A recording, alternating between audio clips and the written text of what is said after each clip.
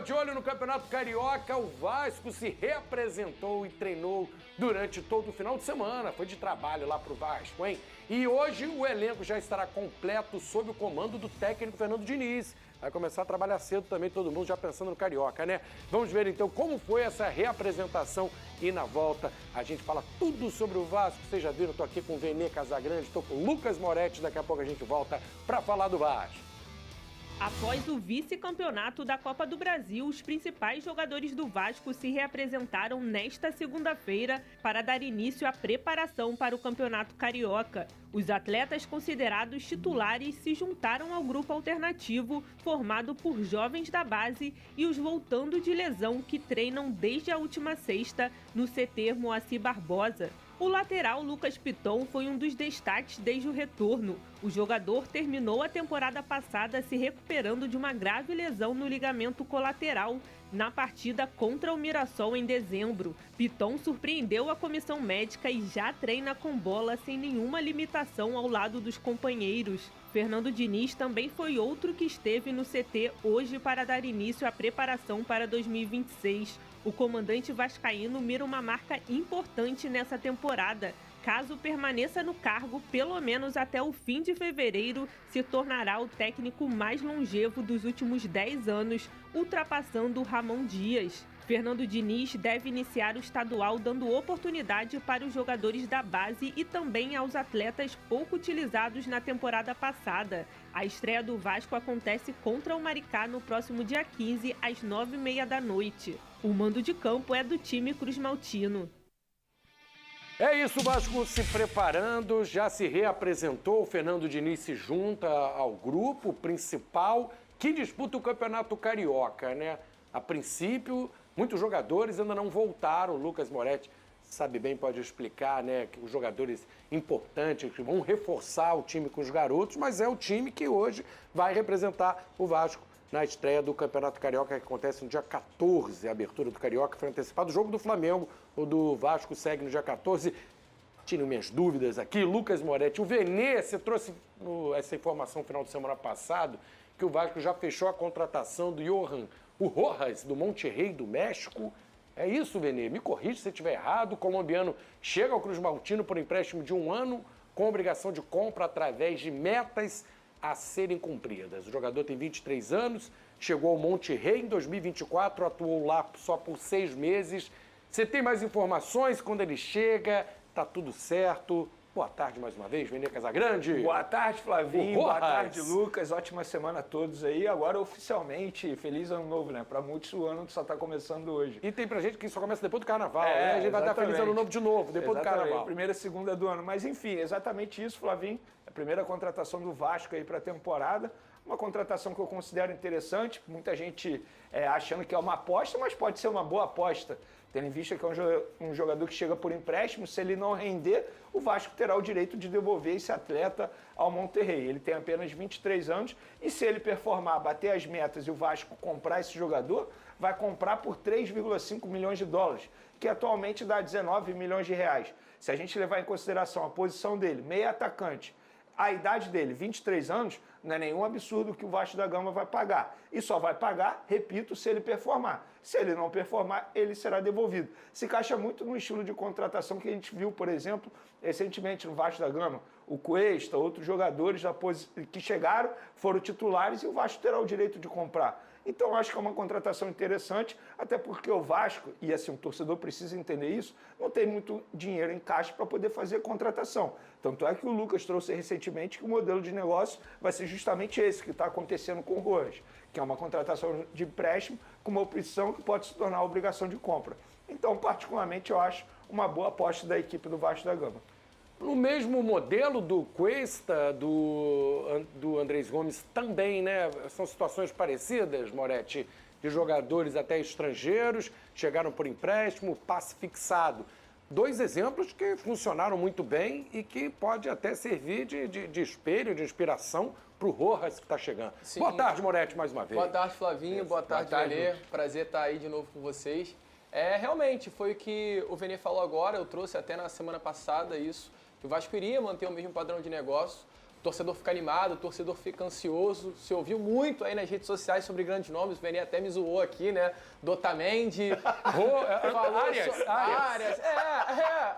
O Vascaíno sonha com Arias e tem que acordar com o Rojas, mas é a realidade do Vasco de momento. Mas não é um pesadelo. Não é um pesadelo. O Rojas é um bom jogador.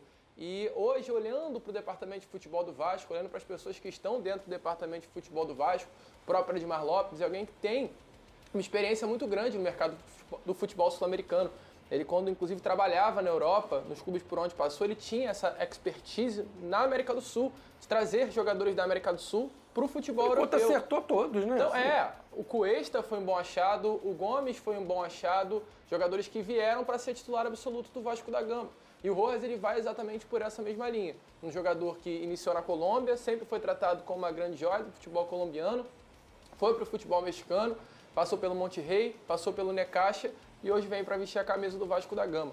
Informação até muito importante para trazer aqui rapidinho, tá, Flávio? Claro. Uma das coisas que o Vasco, no momento ali da conversa, né, um projeto importante que o Vasco colocou na mesa do Rojas foi o fator seleção colombiana. O Vasco, ele quando traz, eu cheguei até a comentar aqui no programa... No caso do Andrés Gomes. Isso, o Andrés Gomes e Cuesta, ele coloca na mesa essa possibilidade de vestir a camisa da seleção colombiana, de ser convocado. E o Vasco utilizou exatamente essa questão da seleção colombiana para convencer o Rojas a fechar. E fechou. E a expectativa é que o Rojas trabalhe para ser convocado até o período de Copa do Mundo. Aí, quem sabe, né? Não pode ser mais um jogador colombiano aí na seleção vestindo a camisa do Vasco também. Dá para o Vascaíno ficar animado, tendo o Andrés Rojas como exemplo, que foi o grande destaque, talvez, do Vasco naquela reta final de Copa do Brasil. Chegou à seleção colombiana, o Rojas pode ir pelo mesmo caminho. Talvez não, acho que foi o destaque. Foi o destaque. Na reta final, com certeza. Pra mim, foi talvez o melhor do em Ryan. campo. Nas Destaque ao lado do Ryan. O melhor em campo nas duas semifinais e o melhor em campo nos dois jogos da reta final da Copa do Brasil superou até o Ryan, né? A gente falar de temporada do Ryan. O Ryan acabou sendo mais decisivo, mas eu acho que assim, no contexto geral, nesse pedacinho, nessa reta final, o Andrés Gomes foi até melhor que o Ryan.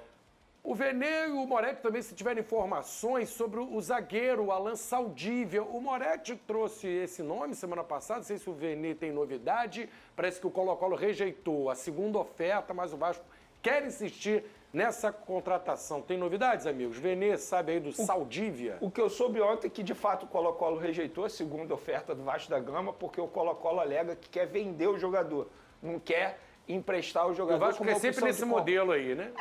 Não é questão de querer, é poder, né? É o que porque dá você não ser pode feito, chegar, né? exatamente, e gastar aquilo que não tem. Eu acho que a postura do Vasco está certa. A gente sempre fala aqui em responsabilidade financeira, não adianta você prometer algo que você não pode pagar, como outros clubes fazem. E o Vasco da Gama está tentando se manter na linha correta, financeiramente falando, e está tentando a contratação do jogador. E sem dinheiro, o que o Vasco faz? Conta com a vontade do atleta. O atleta já falou lá para o Colo-Colo que quer se transferir para o Vasco da Gama, já gostou do projeto, só que o Colo-Colo também não é obrigado a fazer um negócio que para eles não está valendo a pena, mas o jogador está forçando a saída. Eu acho que no fim das contas vai acabar conseguindo a contratação pelo modelo que o Vasco deseja, de empréstimo com uma opção de compra, tal como a gente acabou de falar sobre o Rojas. Mas a segunda oferta do Vasco foi rejeitada e agora eles vão ver se eles vão fazer uma terceira oferta, como é que vai ficar essa situação, mas a negociação de fato continua. Pelo que me relataram, o Fernando Diniz é apaixonado no jogador também, então assim, o Vasco continua tentando a chegada desse atleta. Eu particularmente não tenho informação se é bom jogador, confesso para você que eu não assisti um jogo inteiro dele, não sei se o Lucas pode falar melhor sobre esse atleta, mas assim, o que eu sei é isso, que o Vasco insiste na chegada desse jogador. O Diniz está aprovando e os outros nomes, o Diniz também participou, já é um bom indício, Moretti. Sim, e falando do Alan Saldívia, dois dados aqui muito importantes para vocês aí do outro lado entenderem quem é esse jogador. O Saldívia, ele foi o atleta, foi o jogador, foi o mais passador, acho que é assim que se fala, da Liga Chilena nessa última temporada.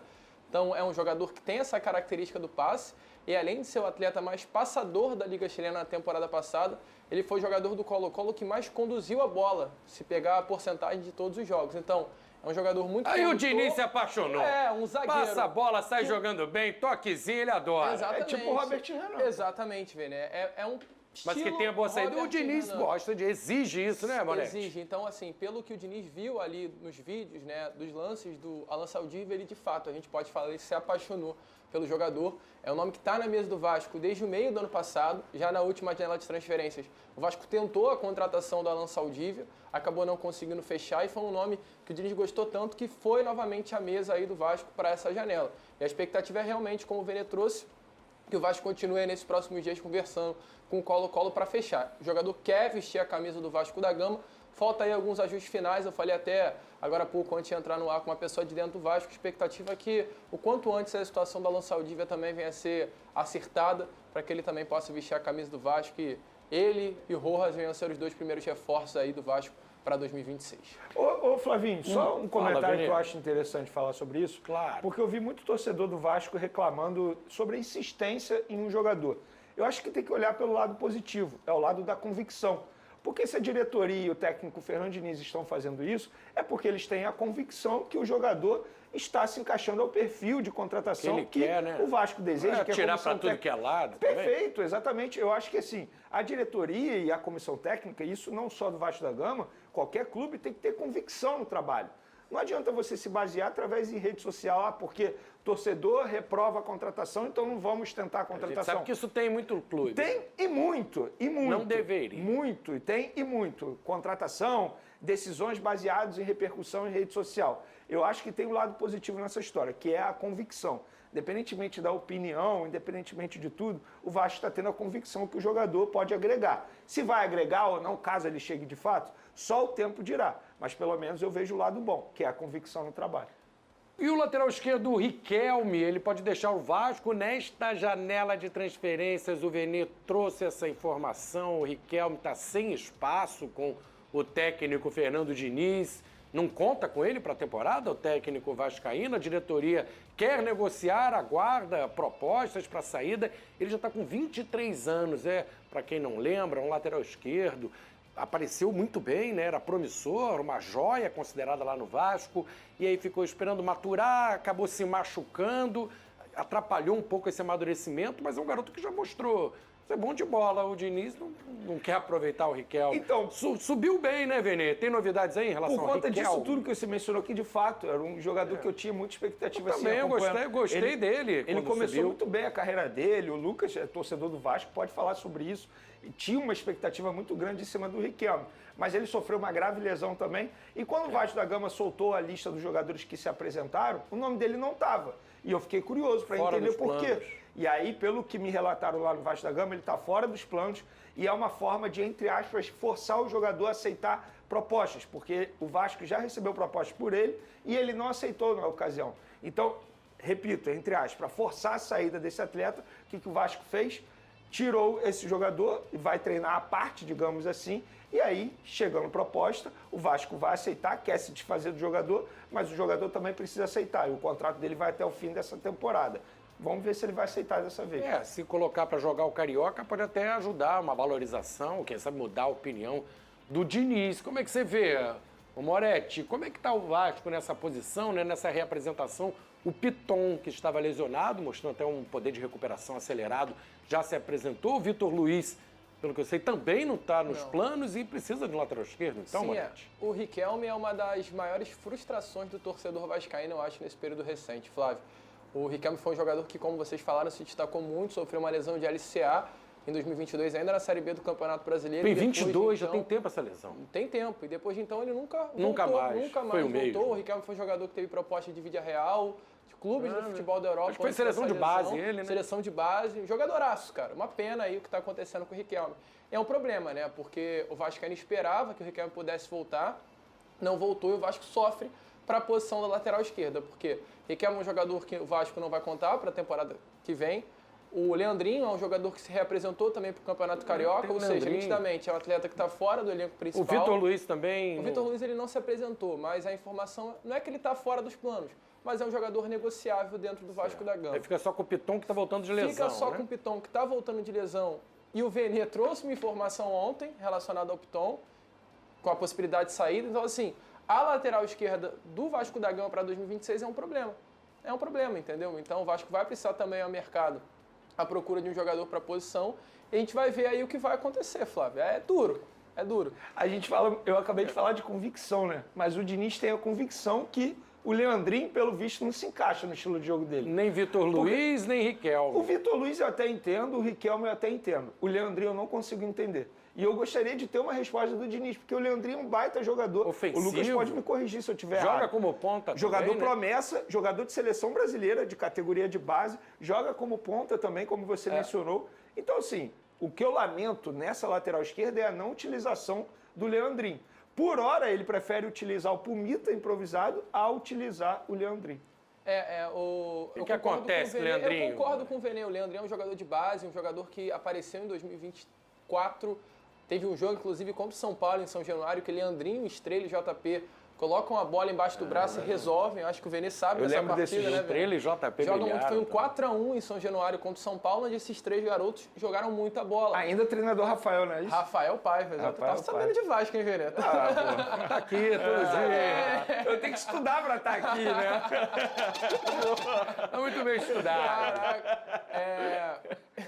E aí o Leandrinho jogou muita bola e joga muita bola. Só que, Flávio, a gente que está há um tempinho já no futebol, a gente começa a entender que talvez a gente não viva o dia a dia ali no treino. Alguma coisa e ali, ao né? meu ver, pro Diniz, com todo respeito, tá? Até a opinião do Vene, mas ao meu ver, pro Diniz, não colocar o Leandrinho, que é de origem da posição, e preferir o Puma improvisado, é que tem alguma coisa ali. O Leandrinho, ele tá atrás do Piton, o Leandrinho, ele tá atrás do Vitor Luiz, com todo respeito ao Vitor Luiz, mas não pode estar atrás do Vitor Luiz, e o Leandrinho tá atrás do Puma.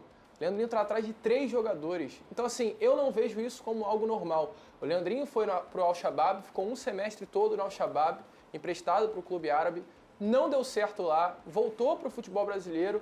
Então, assim, sabe, será que... É claro, é um bom jogador? Não, sem isso. dúvida por isso nenhuma. que eu gostaria de ouvir do Diniz. Por exemplo, quando a gente batia muito no Qual Felipe o Luiz, problema? quando ele não utilizava o Pedro, ele veio a público e falou, externou, verbalizou por que ele não utilizava o Pedro. Agora, o Diniz, ele pode chegar e explicar também por que ele não utiliza o Leandrinho na lateral esquerda. Concordo. Eu sinto falta da época que a gente acompanhava os treinos. É isso. Durante muito tempo da minha carreira, os jornalistas acompanhavam o dia a dia. E você via a performance, que é importante até para você passar essa informação, é importante para fazer uma análise no trabalho do treinador. A gente vai criticar o treinador que escolheu o jogador ou outro se a gente não viu o treinamento. E no treino, saía a gente... Tudo bem, treino é treino, jogo é jogo, mas a gente ficava de olho naquele garoto que não está sendo aproveitado para saber como é que ele se saía no treino para passar para o torcedor. Quem sabe não pinta um lateral esquerdo na Copinha. O Vasco estreou com vitória no sábado, superou o Velo Clube, venceu por 2-0 na primeira rodada da competição. Os gols do Cruz Maltino foram marcados por Lucas Zuccarello, outro que já pintou no time de cima, né? E por Bruno Lopes. Esse aí joga muito. Próximo do jogo do Vasco na Copinha é contra o Guanabara City. Amanhã. Tá aí a estreia, portanto, do Vasco na Copinha, com vitória, camisa nova. É uma camisa alternativa, o Vasco ainda vai lançar a nova camisa com o novo fornecedor. Nova camisa da Nike. Então, rapaziada, essas daí foram as informações, né, de hoje no SBT Esporte Rio, né, muitas informações falando a respeito do elenco do Vasco que se apresentou hoje, né, para a temporada de 2026. Falou do Riquelme, um jogador que, na minha opinião, é um ingrato, né? O Fernando Diniz pediu que renovasse o contrato do jogador, o jogador não se esforçou para permanecer no Vasco, né, mostrar o seu valor, e agora está aí, né, querendo sentar em cima do contrato. O Vasco tem aí uma chegada já para essa semana, de repente chegar amanhã ou na quarta-feira, né, o Rojas, que é um bom jogador, uma boa aposta, um jogador que vai vir para ajudar bastante ao Vasco, jogador novo, 23 anos. Então é importante aí essa contratação.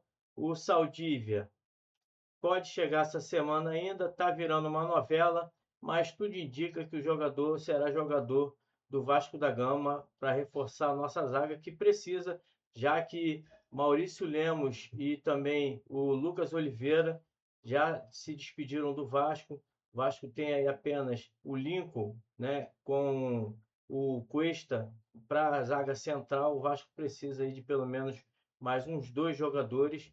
E o Saldívia, que é um jogador que desfruta de muito muita consideração pelo técnico vascaíno, né? Pode jogar nos dois lados, de repente é esse jogador que encaixaria aí muito bem no nosso elenco. Deixa aqui embaixo seu comentário, o que você achou dessas informações do SBT Esporte Rio. Então, dê aí o seu like para poder divulgar o nosso vídeo e também se inscreva no canal para ajudar a gente a crescer cada vez mais aqui no YouTube. Valeu? Um grande abraço a todos, saudações vascaína. Fui!